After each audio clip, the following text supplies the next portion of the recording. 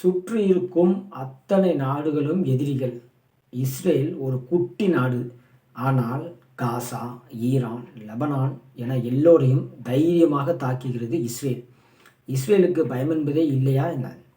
அவர்களுக்கு தன் நாட்டு மக்கள் மீது அக்கறை கிடையாதா என்ன? எது கொடுக்கும் தைரியம் இவர்களுக்கு இப்படி பயமில்லாத வேகம் கொடுத்தது? உலகமே வியக்கும் விஷயம் இதுதான்.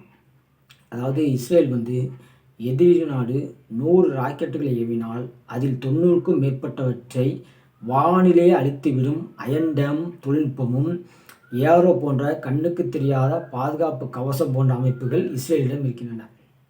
இஸ்ரேலில் கட்டப்படும் ஒவ்வொரு வீட்டிலும் ஒவ்வொரு அடுக்குமாடி குடியிருப்பிலும் மாமத் எனப்படும் வெடிகுண்டு தாக்குதலை தாங்கும் வலுவான அறை கட்டாயம் இருக்க வேண்டும் என்பது இஸ்ரேல் நாட்டோட சட்டம்.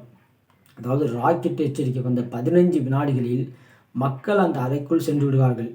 இஸ்ரேல் மக்களை பாதுகாக்க ஒரு மிகப்பெரிய சிவில் பாதுகாப்பு கட்டமைப்பை ஏற்கனவே உருவாக்கி வைத்துவிட்டு தான் போர்க்களத்திலே இறங்குகிறது இஸ்ரேல். அவர்களுக்கு பயம் இல்லாமல்லாம் கிடையாது, ஆனால் பாதுகாக்க முடியும் என்ற திட்டமிடல் இருக்கிறது இஸ்ரேலுக்கு. இஸ்ரேலின் இராணுவ கொள்கையே விசித்திரமானது. எதிரி நம்மை தாக்கும் வரை காத்திருந்தால் நாம் அழிந்துவிடும். எனவே எதிரி திட்டமிடும் போதே அவர்களை சிதைத்துவிட வேண்டும் என்று கருதுகிறார்கள் இஸ்ரேல். இன்று அடி வாங்கினால் நாளை உயிர் பிழைக்கலாம் என்ற தற்காப்பு மனநிலை இஸ்ரேல் இருக்கிறது. மேலும் இவர்களுக்கு ஆயுதங்கள், உளவு தகவல்கள் மற்றும் நிதி உதவி என அனைத்தும் செய்வது அமெரிக்கா செய்தது. இவர்களின் ஆகப்பெரும் பலமே இஸ்ரேலுக்கு மொசாட் என்னும் உளவு அமைப்பு தான். எங்கும் இருப்பவர்கள், எதிலும் இருப்பவர்கள் தான் இவர்கள். இஸ்ரேலின் வெளிநாட்டு உளவு அமைப்பு தான் இந்த மொசாட் ஏஜென்ட்கள் ஈரான், லெபனான் போன்ற எதிரி நாடுகளின் மிகப்பெரிய உயரிய பதவிகளில் ஊடுருவியிருப்பார்கள். ஈரானின் அணுசக்தி ரகசியங்கள் திருடப்பட்ட போதும், உயர்மட்ட தலைவர்கள் கொல்லப்பட்ட போதும் அந்த தகவல்களை கொடுத்தது மொசாட் தான். அதாவது எதிரி நாட்டு மொழியை பேசுவார்கள், அவர்களின் மதத்தை பின்பற்றுவார்கள். ஆனால் அவர்களின் இதயம் இஸ்ரேலுக்காக துடித்து கொண்டிருக்கும்.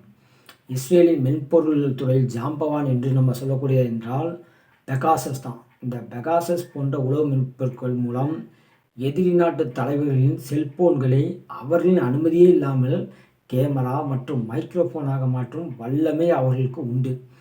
எதிரி என்ன பேசுகிறான் என்பதை அவனது சட்டைப்பையிலே இருந்து மொசாட் கேட்டுக்கொண்டிருக்கும். இஸ்ரேலியர்களுக்கு யாராவது சதி செய்தால் அவர்கள் உலகின் எந்த மூலையில் ஒளிந்திருந்தாலும் மொசாட் அவர்களை தேடி கண்டுபிடிக்கும்.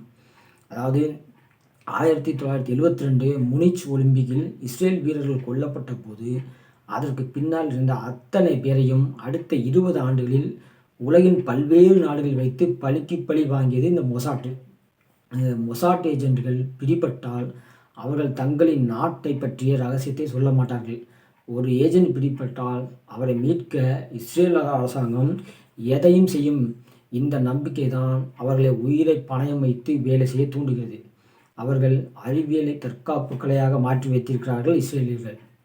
தொழில்நுட்பமும் கூர்மையான புத்தியும் இருந்தால் ஒரு சிறிய நாடு கூட உலகையே ஆட்டி படைக்கும் என்பதற்கு இஸ்ரேல் சிறந்த சாட்சி.